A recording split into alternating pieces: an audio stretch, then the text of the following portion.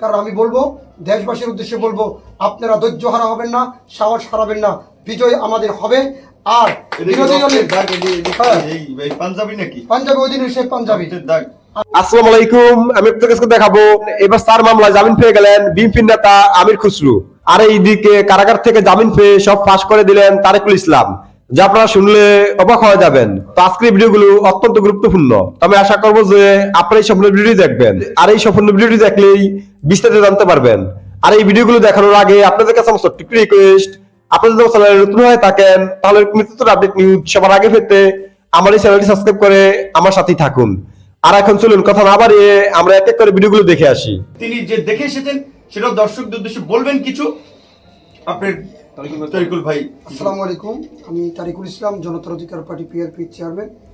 আমার অপরাধ 28 অক্টোবর এই সরকারের পেটুয়া বাহিনীর বিরুদ্ধে আমার এবং আমার দলের এবং বিএনপির সাথে যারা যুগপৎ আন্দোলন করছেন তাদের সকলকে নিয়ে এই সংগ্রামে আমরা ঝাঁপিয়ে পড়েছিলাম, প্রতিবাদ করেছিলাম। সেই প্রতিবাদের বিরুদ্ধে আমরা যখন দাঁড়িয়েছি সেখানে এই স্বৈরাচারী সরকার অন্যায়ভাবে, আমার নামে কোনো মামলা ছিল না, আমি কোনো মামলা নেজারভুক্ত আসামি ছিলাম না। আমি বাস পুড়িয়েছি, বোমা মেরেছি, এরকম কোনো ফটোশপ দিতে পারে নাই, কিন্তু আমাকে সেই ভাঙচুর মামলা তাও দিল কোথায়? শাহজাহানপুর। আমি আমার লাইফও কখনো যাই নাই, কিন্তু শাহজাহানপুরের মামলা আমি খেয়েছি। যাক, সরকারকে আমাকে দিয়েছে 27/10/2023 মামলা দিয়েছিল, পুরাতন মামলা আমাকে গ্রেপ্তার দেখানো হয়েছে। কিন্তু যে অমানবিক টর্চার অত্যাচার করেছে সেটা বলার মতো নয়। কারণ আমি বলবো, দেশবাসীর উদ্দেশ্যে বলবো, আপনারা ধৈর্য হারা হবেন না, সাহস হারাবেন না, বিজয় আমাদের হবে। আর বিরোধী দলের পাঞ্জাবি অধীনে পাঞ্জাবি। আর আরেকটি কথা আপনাদেরকে বলতে চাই যে বিরোধী দলের আমার কাছে টপিক্সটা নাই। 8 বছর, 12 বছর, 13 বছরের পর্যন্ত ক্লাস 10, 9, 8 বাচ্চা পর্যন্ত ধরে নিয়ে আসা হয়েছে কড়াইল বস্তি থেকে, এবং আপনার যে মহাকালী থেকে, মগবাজার থেকে ধরে নেওয়া হয়েছে। আছে এখনো বনগুলে তারা আছে। তারপরে যে মেঘনা নামে একটা ভবন আছে সেখানে আছে। যদি মানবাধিকার সংস্থা যদি এগুলো তদন্ত করতে চায়, 8 বছরের বাচ্চা কি বুঝে, 12 বছরের বাচ্চা এখানে কি বুঝে, তাকেও সরকার এতটাই ভয় পাচ্ছে। রাস্তা ঘাটে গরু, ছাগল, রিক্সাওয়ালা ধরে নিয়ে গেছে। 2 ভিক্ষুককে কমলাপুর স্টেশন থেকে ধরে নিয়ে গেছে। ভিক্ষুক বলছে আমরা আজকে এই মাসে ভিক্ষা করবো না বলছিল, কিন্তু তারপরে আরেক ভিক্ষুক বলে ভিক্ষা এখন শেখ হাসিনার কারাগারে গিয়ে আরো ভালো জমবে, সেখানে করব। ভিক্ষুক পর্যন্ত এই রাস্তা থেকে ছাড়া হয় নাই। এবং বিরোধী দলের রিমান্ডের বিষয়টা তো আসলে সবাই অবগত আছেন কি করে আর কি না করে, কিন্তু আমি ওইদিকে যাচ্ছি না, সেটি সবাই জানে। শুধু এতটুকু বলো, এদেশে পুলিশ বাহিনী থেকে আরো বড় হায়না বাহিনীও তৈরি হয়েছে। কারাগারের কারারক্ষীরা বিএনপি নেতা কর্মীদের উপর তারা অকথ্য ভাষা ব্যবহার করে এবং তাদের উপর নির্যাতন করে, এবং তাদেরকে একটা রুমে বা একটা ওয়ার্ডে বন্দি করে রেখে গেট থেকে মনে হয় যেন তারা কোটি টাকা ঠিকাদারি নিচে, ওখানে গেট থেকে বেরোতে হলে তার থেকে 100 টাকা, 200 টাকা, 500 টাকা দাবি করে।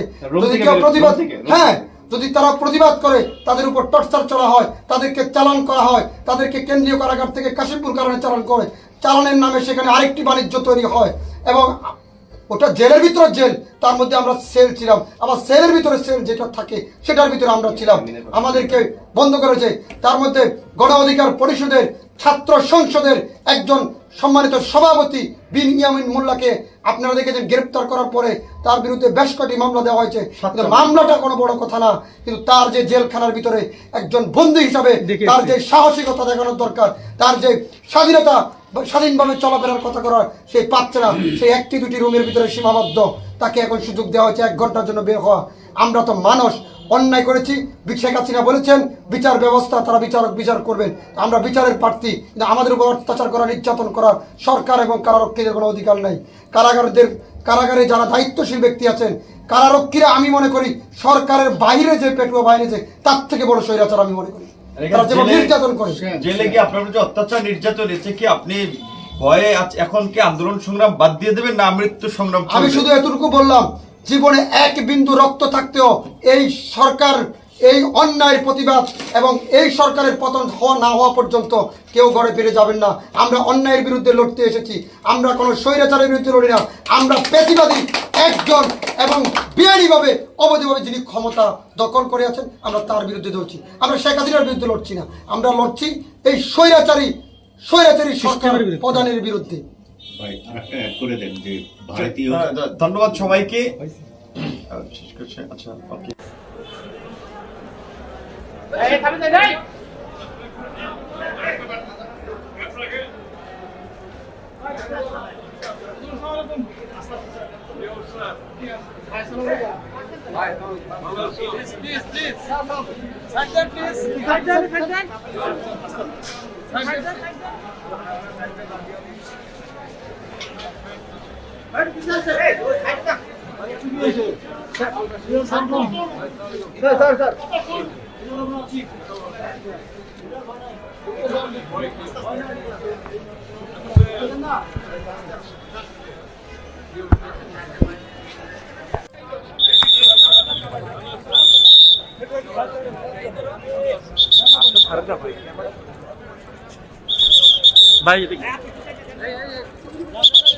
আপনারা সাইড দেন, নালি যাবে কিভাবে?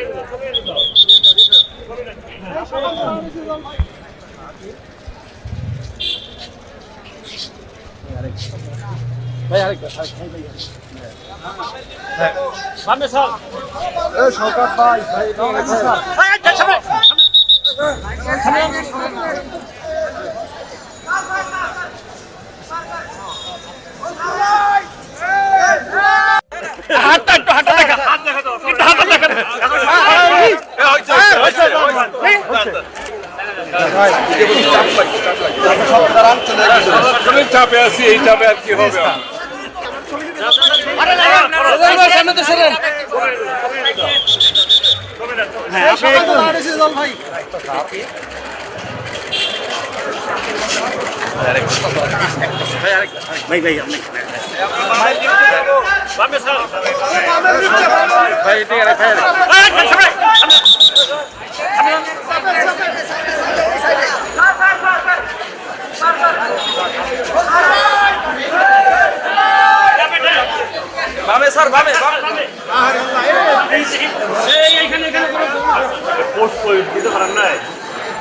ঠিক না,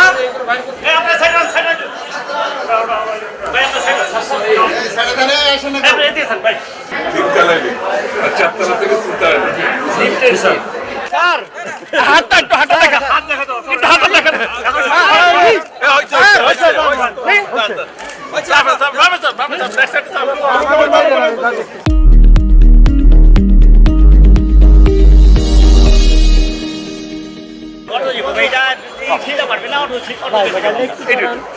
এই যে আমি এটার লোক রাখছি বড়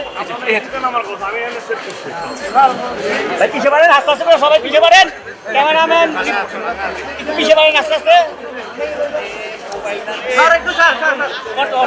এখন ধাক্কা দিলে তো লাভ হইবে, অটো পিছিয়ে চলে যাবে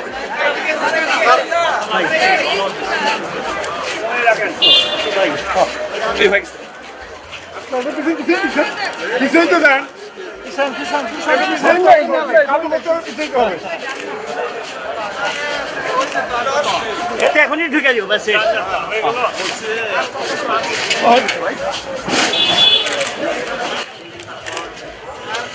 হাত দেখান শেষবার আটেন না আপনার আটেন।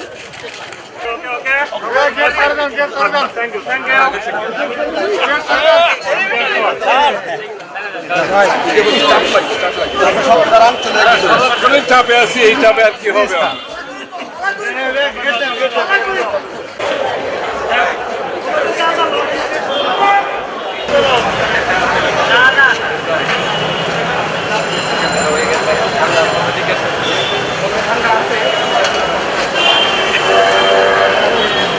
আমি আশা করছি যে আপনারা সম্পূর্ণ ভিডিওটি দেখেছেন। তো আপনাদের যদি এই বিষয়টি নিয়ে কোনো মতামত থাকে আমাকে অবশ্যই কমেন্টে জানাবেন। আর আপনারা যদি চ্যানেলে নতুন হয়ে থাকেন তাহলে আমার এই চ্যানেলটি সাবস্ক্রাইব করে আমার সাথে থাকুন। তো দেখা হচ্ছে পরবর্তী ভিডিওতে। সেই বন্ধু সবাই ভালো থাকবেন, সুস্থ থাকবেন। আল্লাহ হাফেজ।